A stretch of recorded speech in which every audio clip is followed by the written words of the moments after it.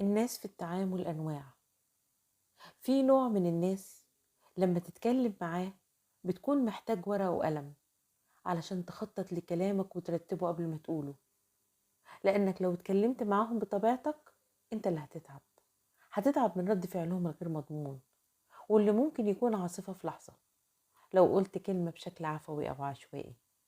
حتى لو كانت كلمة عادية، ناس محتاج قاموس لما تحب تتكلم معاهم. النوع ده من الناس بيوصلك انك تتحاشى الكلام معاه، ولو هتتكلم معاه بتفضل ان كلامك يكون محسوب، فيه تكلف وقيود.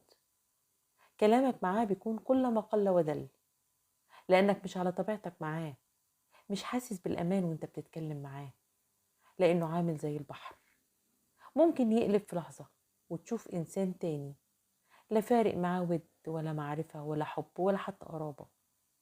الناس دي الكلام معاهم في حدود بيكون افضل، يعني الجواب على قد السؤال، لان ده طبعهم.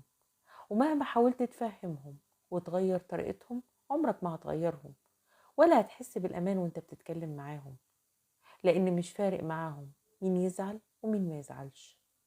اللي فارق معاهم نفسهم وبس.